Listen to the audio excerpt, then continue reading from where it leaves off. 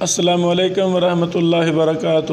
صحیح بخاری کتاب العلم حدیث نمبر 64۔ امام بخاری رحمہ اللہ نے اس حدیث پر باب قائم کیا ہے، باب ما یذکر فی المناولہ، مناولہ کے بارے میں جو ذکر کیا گیا ہے۔ بیٹو، مناولہ اصول حدیث کا ایک مسئلہ ہے۔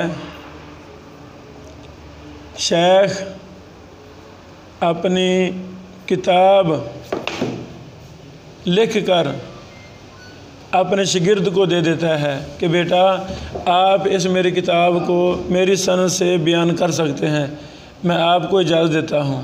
صحیح، اسے کہتے ہیں مناولہ۔ حافظ ابن حجر اسقلانی رحمہ اللہ فتح الباری جلد 1 صفحہ نمبر 154 میں فرماتے ہیں کہ شیخ طالب علم سے کہے کتاب دے کر، اپنی لکھی ہوئی کتاب دے کر کہ ھذا سماعی من فلاں، کہ یہ وہ احادیث ہیں جو میں نے فلاں سے سنی ہیں، یا کہے او ھذا تصنیفی، یہ میری تصنیف ہے، فروہ انی، تو اس کو مجھ سے روایت کر۔ وقد صوغ الجمہور الروایۃ بہا، جمہور محدثین نے اس طرح اس کتاب کو روایت کرنے کو جائز قرار دیا ہے۔ آگے سمجھ، اسے کہتے ہیں مناولہ۔ بیٹو،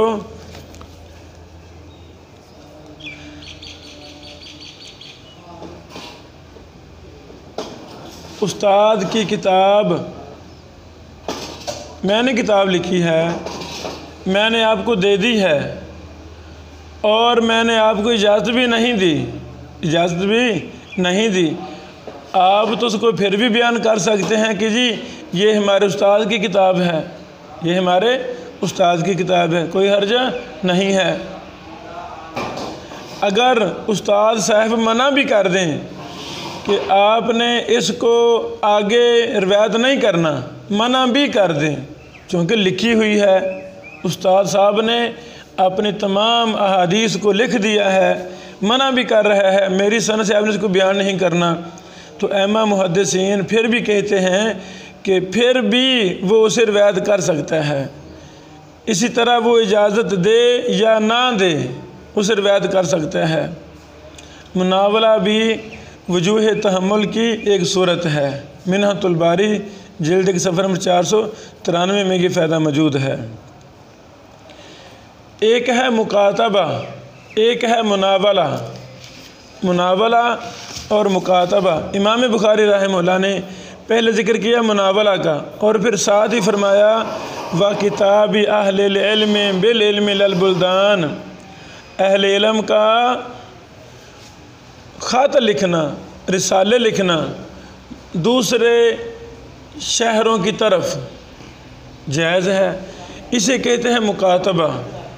میں نے کچھ احادیث لکھی ہیں، 100 حدیثیں، 10 20 جتنی میں نے لکھی ہیں حدیثیں، وہ میں لکھ کر آپ کی طرف روانہ کر دوں، اسے کہتے ہیں مکاتبہ، اسے کہتے ہیں مکاتبہ۔ مکاتبہ یہ ہے کہ شیخ اپنے شاگرد کے پاس چند احادیث پر مشتمل ایک تحریر بھیجتا ہے اور اجازت دیتا ہے کہ تم ان مرویات کو میری سند سے بیان کر سکتے ہو۔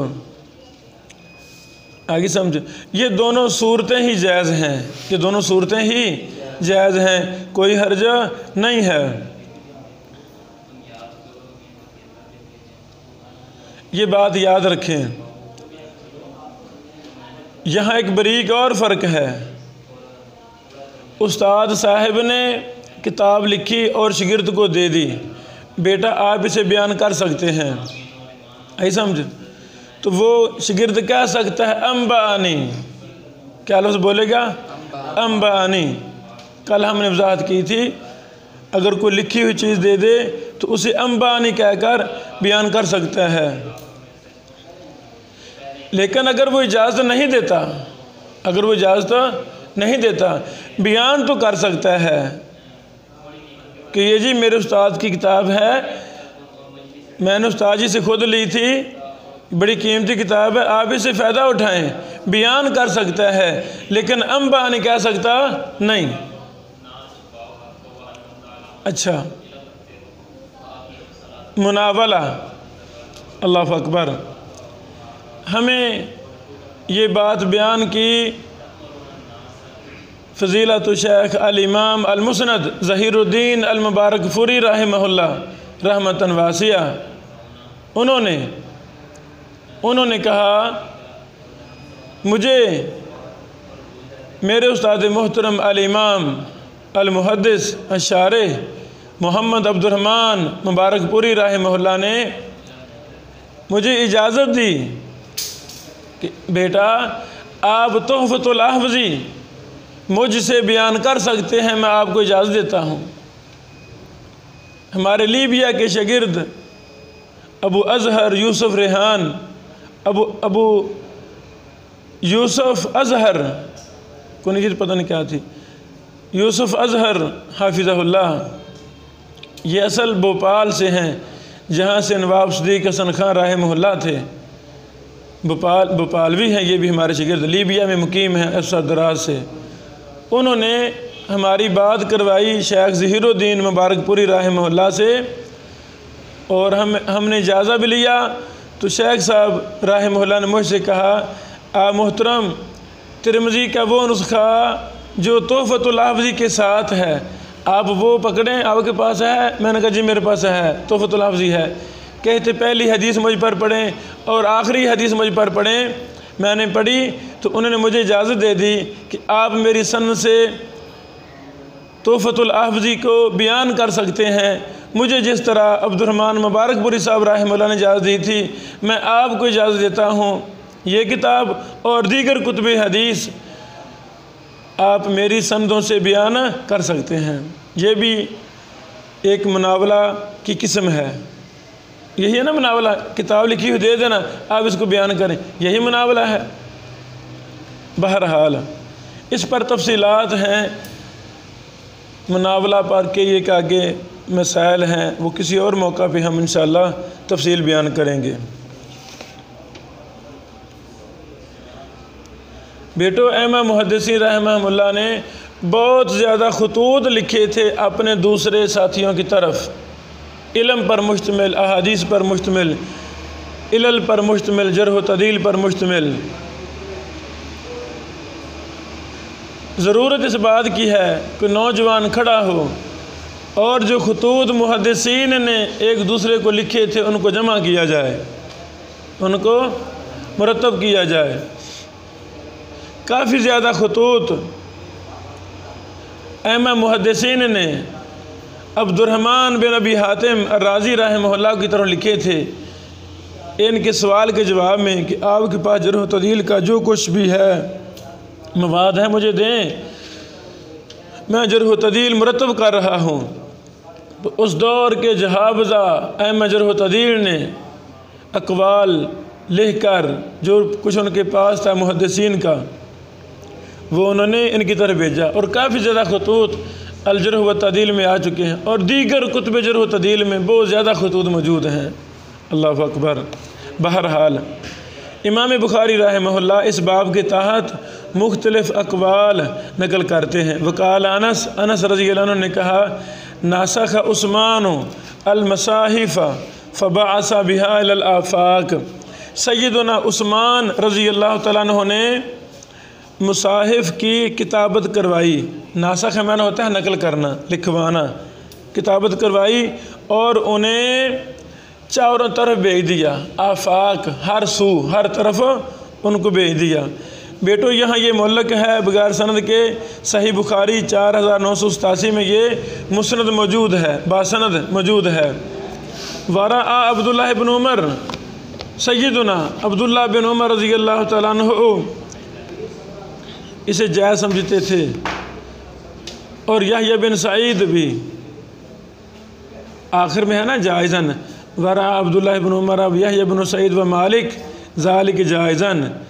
ابن عمر، یحییٰ بن سعید اور مالک یہ تینوں بزرگ اس کو جائز سمجھتے تھے۔ کیا مطلب کہ مکاتبہ بھی جائز ہے، مناولہ بھی جائز ہے، کوئی حرجہ نہیں ہے۔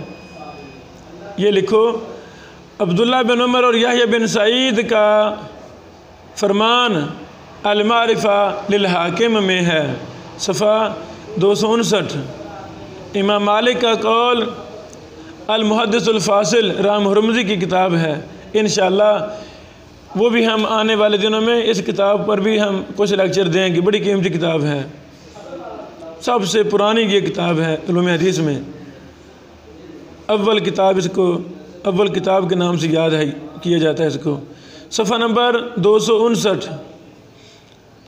وَاحْتَجَّ بَعْضُ أَهْلِ الْحِجَازِ، بعض اہل حجاز نے حجت پکڑی ہے فی المناولہ کے جائز ہونے میں، بھی حدیث نبی علیہ السلام کو اس حدیث سے حیث کاتب لامیر سریہ، جب آپ علیہ السلام نے سریہ کے امیر کو خط لکھا، وقال اور فرمایا لا تقرأہ، تو اس کو نہ پڑھنا، حتی تبلغ مکان قضا و قضا، یہاں تک تو فلاں جگہ پہنچ جائے۔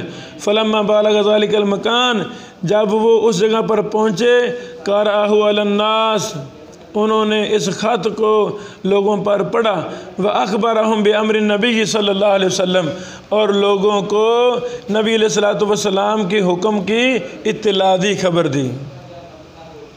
لکھ لو، یہ المعجم الکبیر طبرانی میں بسند موجود ہے، حدیث نمبر 1670، اور سنن الکبریٰ للبیہقی میں بھی یہ موجود ہے، جلد نمبر 9 صفحہ نمبر 11 ہے۔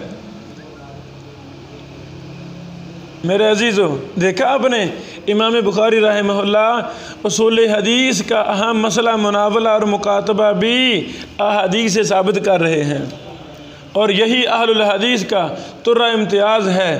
ہم محدثین، ہمارے محدثین ائمہ دین رحمہم اللہ، وہ جس طرح عقیدہ کو قرآن و سنت سے ثابت کرتے ہیں، فقہ کو قرآن و سنت سے ثابت کرتے ہیں، دین کے تمام معاملات، احکام و مسائل، منہج عقیدہ قرآن و سنت سے ثابت کرتے ہیں، قربان جن محدثین پر۔ اسی طرح یہ محدثین اصول حدیث جرح و تعدیل کے مسائل بھی اصول قرآن و سنت سے ثابت کرتے ہیں۔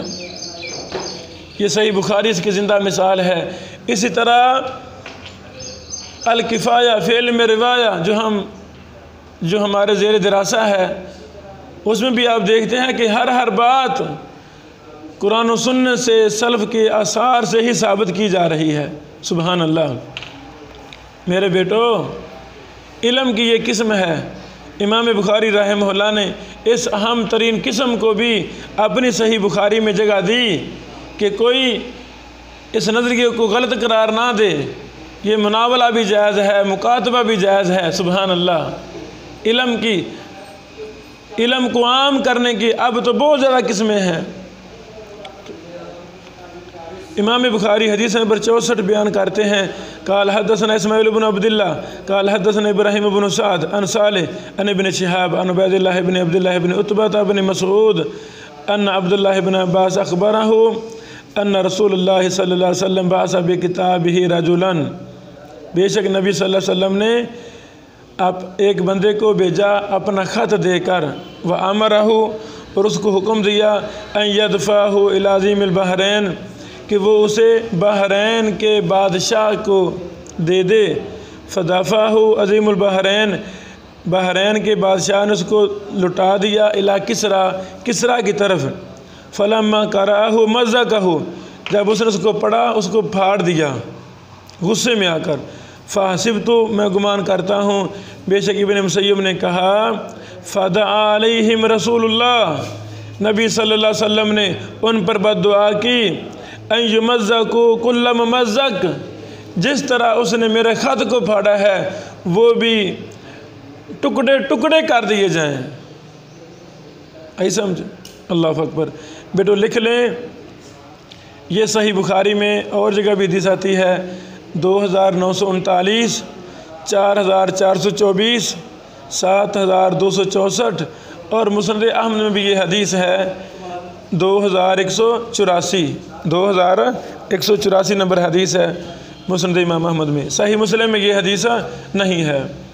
بیٹو یہاں پر کچھ ضروری باتیں ہیں وہ نوٹ کر لیں۔ پہلی بات یہ ہے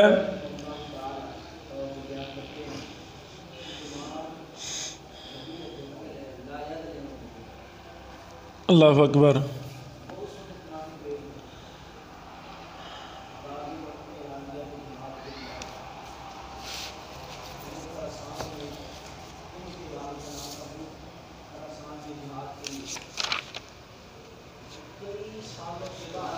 اچھا جی، پہلی بات پہلی بات یہ خط لے جانے والے صحابی کا نام تھا سیدنا عبداللہ بن حذافہ سہمی یا سہمی، عبداللہ بن حذافہ یا سہمی۔ عظیم البحرین سے مراد کون ہے؟ اس کا نام تھا منذر بن ساوی، منذر بن ساوی۔ اور اس وقت کا کسرا کون تھا؟ اس وقت کا کسرا کون تھا؟ اس کا نام تھا پرویز بن ہرمز بن نشیروان، پرویز بن ہرمز بن نشیروان۔ آگے سمجھے؟ اس وقت کا دستور تھا کہ کسی بڑے کے تھرو خط پہنچایا جاتا تھا، تو اس کسرا کو خط پہنچانے کے لیے عظیم البحرین منذر بن ساوی کو پہنچایا گیا، انہوں نے یہ خط کسرا کو پہنچا دیا۔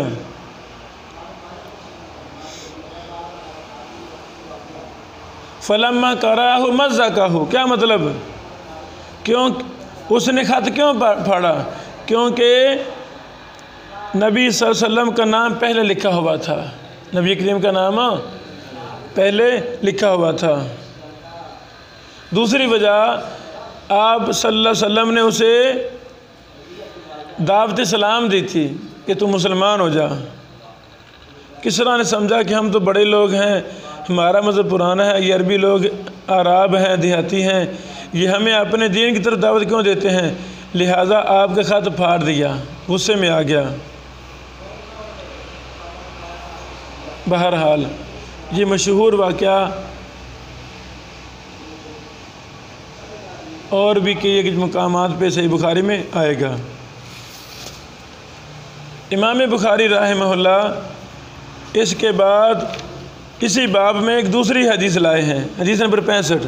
قال حدثنا محمد بن مقاتل ابو الحسن قال اخبرنا عبداللہ قال اخبرنا شعبہ عن قتادہ عن انس بن مالک انہ قال كتب النبي صلی اللہ علیہ وسلم کتابا او اراد ان یکتب فقیل له انہم لا یقرؤون کتابا الا مختوما۔ نبی علیہ السلام نے خط لکھا یا آپ نے ارادہ کیا کہ وہ خط لکھیں، آپ سے کہا گیا اے نبی علیہ السلام، وہ لوگ جن کو خط لکھ رہے ہیں وہ نہیں پڑھتے خط مگر الا مختوما، مگر مہر لگا ہوا، جس پر مہر لگائی گئی ہو۔ فاتخذ خاتما من فضہ، تو نبی علیہ السلام نے چاندی کی انگوٹھی بنوا لی، مہر بنوا لی، انگوٹھی بنوا لی۔ نقشہ، اس پر نقش تھا محمد الرسول اللہ۔ اللہ اکبر۔ بیٹو اپنے نام کی مہر بنوانا یہ جائز ہے، صحیح؟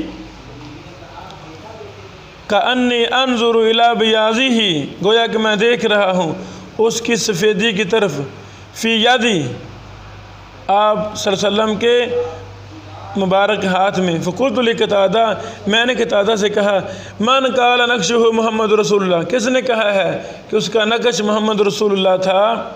قال انس، انہوں نے کہا یہ انس نے کہا ہے۔ اللہ اکبر۔ آگے سمجھے؟ لکھو جی، یہ بھی حدیث کئی دفعہ لائے ہیں امام بخاری رحمہ اللہ، 2938، 5870، 5872، 5874، 5875، 5877، 7122۔ یہ روایت صحیح مسلم میں بھی ہے، متفق علیہ ہے، 5480۔ مسند احمد کی حدیث ہے بھی ہے 12720، 12720۔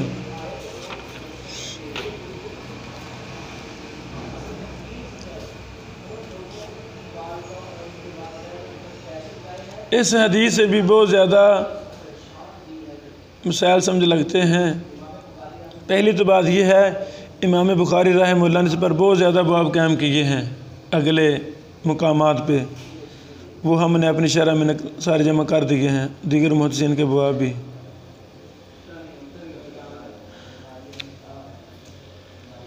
آگے ہم اگلی حدیث پڑھتے ہیں۔